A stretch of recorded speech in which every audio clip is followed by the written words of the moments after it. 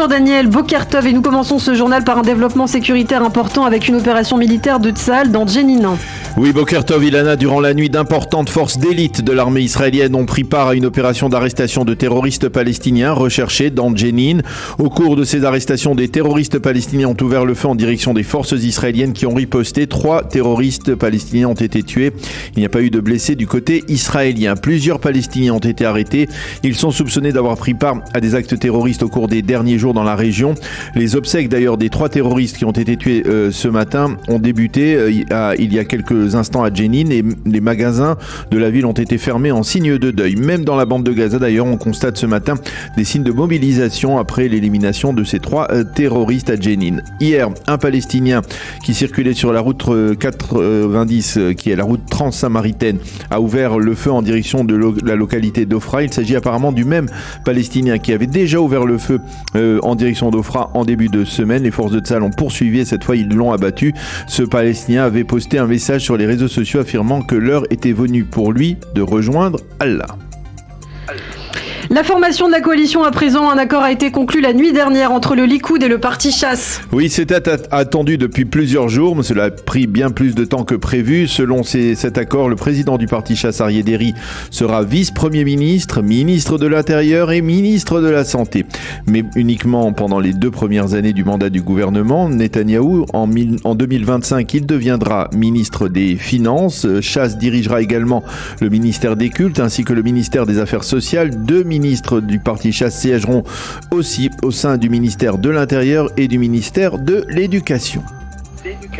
Et puis le judaïsme de la Torah peut se frotter les mains. Il recevra 9 postes importants pour seulement 7 députés. Effectivement, et selon l'accord qui a été conclu avec le Likoud, le parti orthodoxe ashkénaze doit recevoir 2 postes de ministres, dont celui du logement, 3 postes de vice-ministres et 4 présidences de commissions parlementaires, dont la puissante commission des finances qui sera dirigée par Moshe Gafni.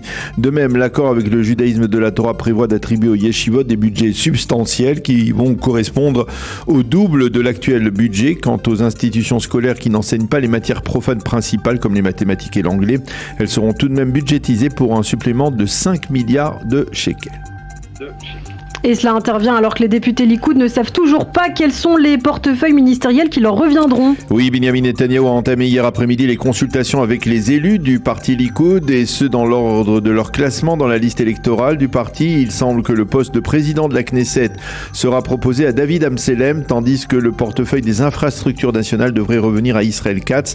Amselem et Katz, il faut le souligner, sont considérés comme des protestataires au sein du Likoud et Benyamin Netanyahou entend les museler en leur proposant une fonction importante. Selon ce qui semble également se préciser, c'est Yariv Levin qui devrait être le prochain ministre de la Justice, Yoav Gallant le ministre de la Défense, Amir Ohana ministre des Affaires étrangères, si toutefois Ron Dermer ne devait pas prendre cette fonction qui lui a été proposée par Benyamin Netanyahou, et Nir Barkat ou Eli Cohen, ministre de l'Éducation. Le mandat de Benyamin Netanyahou pour former le gouvernement se termine samedi soir. Il devrait demander au président de l'État, Yitzhak Herzog, de lui accorder une prolongation de 14 jours pour aller jusqu'au bout de cette mission, comme la loi le lui permet. Et puis enfin, pour terminer, en marge de ces tractations, l'ambassadeur de France en Israël a refusé hier de commenter les révélations faites par la radio de l'armée hier sur ses déclarations à propos du gouvernement Netanyahou. Oui, selon Galei Tzahal, Eric Danon aurait confié à un haut fonctionnaire du ministère israélien des Affaires étrangères ses inquiétudes quant à la politique menée par le futur gouvernement. Il aurait estimé que sous Netanyahou, la région pourrait être plus violente. Fin de citation.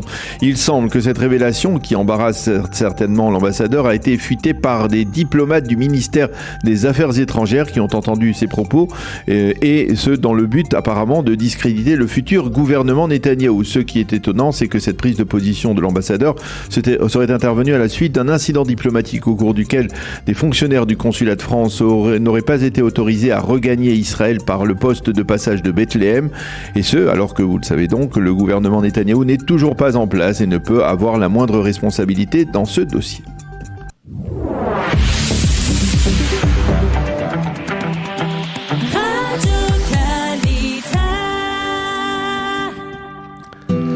La météo, pour compléter ce premier journal, un temps plus doux ce matin avec des possibilités de pluie éparse cet après-midi. Les températures 17 degrés aujourd'hui à Jérusalem, 22 à Tel Aviv et 24 degrés à Eilat.